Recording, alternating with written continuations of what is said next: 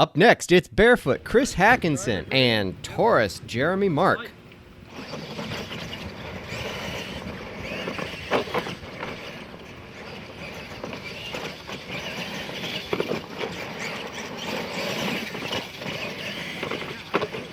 Barefoot with the lead heading into the final corner. A great corner by Taurus and perfectly downsiding the tabletop.